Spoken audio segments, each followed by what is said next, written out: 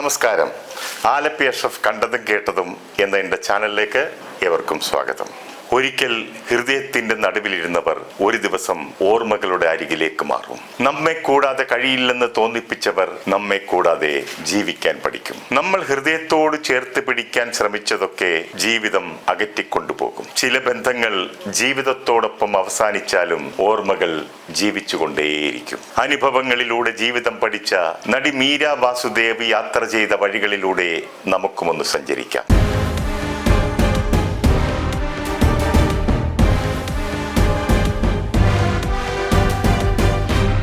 Dubbing artist ആയിരുന്ന രതീഷിന്റെയും പഴയകാല നടിയായിരുന്ന രാധാദേവിയുടെയും മകളാണ് സീരിയൽ ആർട്ടിസ്റ്റായ രേഖ രതീഷ്. രേഖ രതീഷിന്റെ വിവാഹമോചനങ്ങളെയും പുനർവിവാഹങ്ങളെയും കുറിച്ച് വലിയ രീതിയിൽ വിവാദങ്ങളും അതിന്റെ പേരിൽ രേഖയ്ക്ക് നേരെ വലിയ രീതിയിലുള്ള സൈബർ ബുള്ളിങ്ങും നടന്നിരുന്നുവല്ലോ. രേഖയ്ക്ക് 3 വിവാഹങ്ങൾ കഴിഞ്ഞു, 4മതും ഒരു വിവാഹം കഴിച്ചു എന്ന ആക്ഷേപം ഉന്നയിച്ചുകൊണ്ടാണ് അവരെ സൈബറിടങ്ങളിൽ കല്ലെറിഞ്ഞത്. അവർക്ക് നേരെ നടന്ന അധിക്ഷേപങ്ങളുടെ അതിർവരമ്പുകൾ ലംഘിക്കപ്പെട്ടപ്പോൾ അവർ ലൈവായി സോഷ്യൽ മീഡിയയിൽ പ്രത്യക്ഷപ്പെട്ടു. അവർ സങ്കടപ്പെട്ട് തൊഴുകൈകളുമായി മുഖ്യമന്ത്രിയോട് കേണപേക്ഷിച്ചു. ബഹുമാനപ്പെട്ട മുഖ്യമന്ത്രി, എനിക്കെന്തെങ്കിലും സംഭവിച്ചാൽ അതിന് ഉത്തരവാദികൾ ഈ സൈബർ ഗുണ്ടകളായിരിക്കും. അതുകൊണ്ട് ഇതിനെതിരെ നടപടികൾ ഉണ്ടാകണമെന്ന്. എന്നാൽ മുഖ്യമന്ത്രിയിൽ നിന്നോ മറ്റധികാര കേന്ദ്രങ്ങളിൽ നിന്നോ എന്തെങ്കിലും അനുകൂല നടപടികൾ ഉണ്ടായതായി കേട്ടില്ല.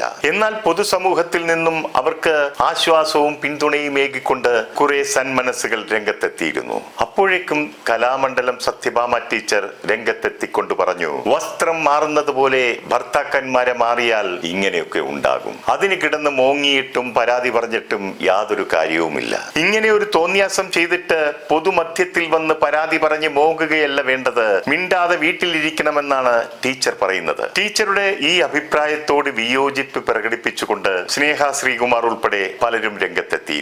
ഈ വിവാദങ്ങളൊക്കെ കെട്ടടങ്ങി അല്പമൊന്നു ശാന്തമായപ്പോഴാണ് സമാനമായ പുതിയൊരു സംഭവവുമായി നടി മീര വാസുദേവ് രംഗത്തെത്തുന്നത്. അവരുടെ ഇൻസ്റ്റഗ്രാമിൽ അവർ കുറിച്ചത്, ഞാനിപ്പോൾ സിംഗിൾ ആണ്, എനിക്ക് തെറ്റുകൾ പറ്റിയിട്ടുണ്ട്, എനിക്കൊന്നും ഒളിപ്പിക്കാനില്ല, ഇനിയും ജീവിതവുമായി എനിക്ക് മുന്നോട്ട് പോകേണ്ടതായി ഉണ്ട്. മീര വാസുദേവെ കുറിച്ച് മലയാളികളായ നമുക്ക് ഒരു മുഖവരയുടെ ആവശ്യമേ ഇല്ല. ബ്ലസ്സി സംവിധാനം ചെയ്ത തന്മാത്ര എന്ന ഒരൊറ്റ ചിത്രത്തിലെ അഭിനയം കൊണ്ട് മലയാളി പ്രേക്ഷകരുടെ മനസ്സിൽ അവർ ഇടം നേടിയിരുന്നു. ബോംബെയിൽ ജനിച്ചു വളർന്ന ഒരു തമിഴ് ബ്രാഹ്മണ കുടുംബാംഗമാണ് അവർ. പരസ്യ ചിത്രങ്ങളുടെ മോഡലായിരുന്ന മീര വാസുദേവ് നിരവധി അന്യഭാഷാ ചിത്രങ്ങളിലും അഭിനയിച്ചിട്ടുണ്ട്. ഇപ്പോൾ അവർ മലയാള സീരിയലുകളിൽ സജീവവുമാണ്. ഏഷ്യാനെറ്റിൽ സംപ്രേഷണം ചെയ്തിരുന്ന കുടുംബ വിളക്കെന്ന ജനപ്രിയ സീരിയലിൽ സുചിത്ര എന്ന കഥാപാത്രത്തിന് ജീവൻ നൽകിയിരുന്നത് മീരയാണ്. ആ സീരിയലിൽ അഭിനയിച്ചു കൊണ്ടിരിക്കുമ്പോഴാണ് അതിലെ ക്യാമറാമാനും മീരയേക്കാൾ പ്രായത്തിൽ ഇളയതുമായ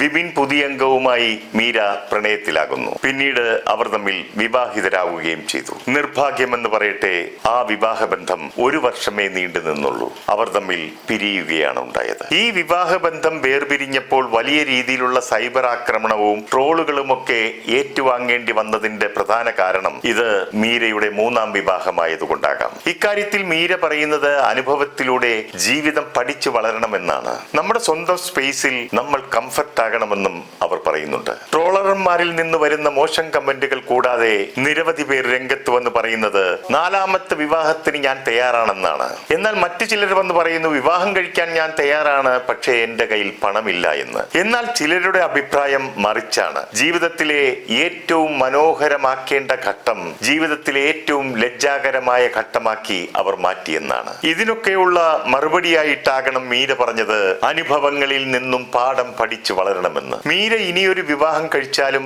അവരെ കുറ്റം പറയേണ്ടതില്ല. അവരുടെ കാഴ്ചപ്പാട് അനുഭവങ്ങളിൽ നിന്നും പാഠം പഠിക്കുക എന്നതാണ്. ഇനിയും അനുഭവിച്ചറിയാൻ മീര ചിലപ്പോൾ വീണ്ടും വിവാഹം കഴിച്ചെന്നിരിക്കും. അത് അവരുടെ ജീവിതമല്ലേ, അത് ഡിസൈൻ ചെയ്യേണ്ടത് നമ്മളല്ലല്ലോ. അവർ വിദ്യാസമ്പന്നയായ ഒരു സ്ത്രീയാണ്. സൈക്കോളജിയിൽ ഡിഗ്രി എടുത്തവരാണവർ എന്നുകൂടി മനസ്സിലാക്കുക. മീരയുടെ വിവാഹ ജീവിതത്തിലൂടെ 3 പുരുഷന്മാരാണ് കടന്നുപോയിട്ടുള്ളത്. അവരുടെ 23ാമത്തെ വയസ്സിലായിരുന്നു ആദ്യ വിവാഹം. 2005-ലായിരുന്നു അത്. 2010 പരസ്പര ധാരണയോടെ ആ ബന്ധം വേർപെടുത്തുകയാണ് ഉണ്ടായത്. പ്രസിദ്ധ ക്യാമറാമാൻ അശോക് കുമാറിന്റെ മകനായ വിശാൽ അഗർവാൾ ആയിരുന്നു ആയിരുന്നു മീരയുടെ ആദ്യ ഭർത്താവ്. അശോക് കുമാർ മഞ്ഞിൽ വിരിഞ്ഞ പൂക്കൾ, തകര തുടങ്ങി നിരവധി മലയാള ചിത്രങ്ങൾക്കും ക്യാമറ ചലിപ്പിച്ചിട്ടുണ്ട്. മീരയുടെ ജീവിതത്തിൽ ഏറ്റവും കൂടുതൽ കാലം നീണ്ടുനിന്ന വിവാഹ ജീവിതം വിശാലുമൊത്തുള്ളതായിരുന്നു. ഏതാണ്ട് 5 വർഷക്കാലത്തോളം. അതിൽ അവർക്ക് കുട്ടികളൊന്നുമില്ല.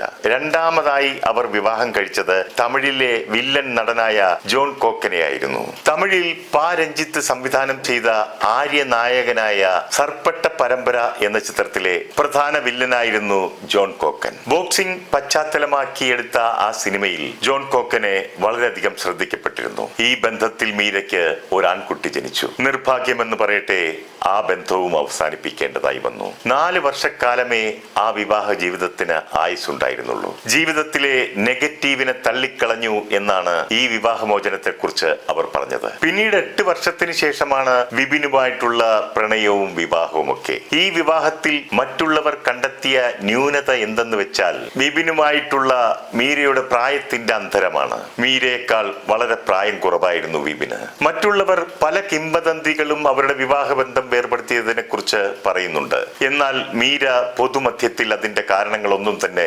വെളിപ്പെടുത്തിയിട്ടില്ല.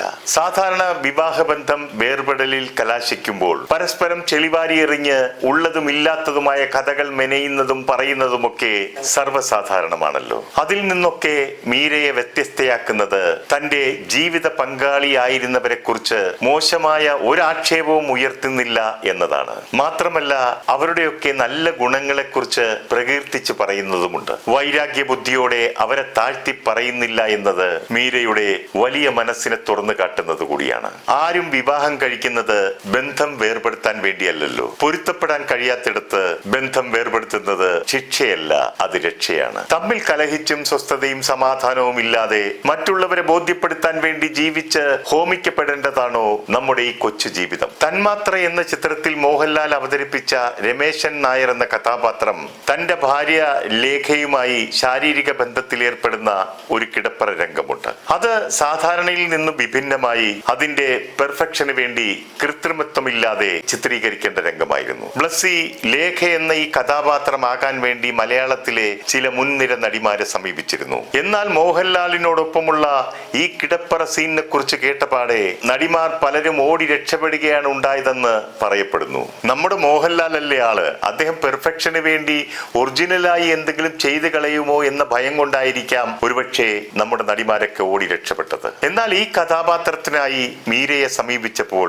മീര ചില ഡിമാൻഡുകൾ വെച്ചു. ഷൂട്ട് ചെയ്യുമ്പോൾ കൂടുതൽ ആളുകൾ ഉണ്ടാകാൻ പാടില്ലെന്നും തന്റെ സ്വകാര്യ ഭാഗങ്ങൾ മറഞ്ഞിരിക്കണം എന്നതുമാണ് മീര വെച്ച ഡിമാൻഡ്. ബ്ലസ്സി സാർ എനിക്ക് തന്ന വാക്ക് അതേപോലെ പാലിച്ചിരുന്നു എന്നവർ പറയുന്നുണ്ട്. ബ്ലസ്സിയും അസോസിയേറ്റും ക്യാമറാമാനും ഫോക്കസ് പുള്ളറും മാത്രമേ ആ രംഗം ഷൂട്ട് ചെയ്യുമ്പോൾ അവിടെ ഉണ്ടായിരുന്നുള്ളൂ. ബാക്കി എല്ലാവരെയും ഒഴിവാക്കിയിരുന്നു. ഷൂട്ടിംഗ് തുടങ്ങിയപ്പോൾ ലാൽ സാർ എന്നെ കൂടുതൽ കംഫർട്ടാക്കാൻ ശ്രമിച്ചു. അതുകൊണ്ട് എനിക്ക് ആ സീൻ ചെയ്യുന്നതിൽ ഒരു ബുദ്ധിമുട്ടും തോന്നിയില്ല. എന്തൊക്കെ പറഞ്ഞാലും എങ്ങനെയൊക്കെ ആയാലും ആ ചിത്രത്തിലെ ആ കഥാപാത്രത്തിന് ജീവൻ നൽകി പെർഫെക്ഷനോടുകൂടി അവർ പെർഫോം ചെയ്ത് ആ കഥാപാത്രത്തെ അനശ്വരമാക്കി. 43 വയസ്സിനിടയിൽ 3 വിവാഹമോചനങ്ങൾ നടത്തേണ്ടി വന്ന നിർഭാഗ്യവതിയായ ഒരു സ്ത്രീയാണവർ. ഇന്നവർ തനിച്ചാണെങ്കിലും സന്തോഷവതിയാണെന്ന് അവർ പറയുന്നു. കാരണം എന്തിനെ വിലമതിക്കണമെന്നും എന്തിന് പ്രാധാന്യം നൽകണമെന്നും ചിന്തിക്കുവാൻ അതെന്നെ സഹായിച്ചിട്ടുണ്ട്. മീരയുടെ ഈ വാക്കുകളിൽ തന്നെയുണ്ട് അവരനുഭവിച്ച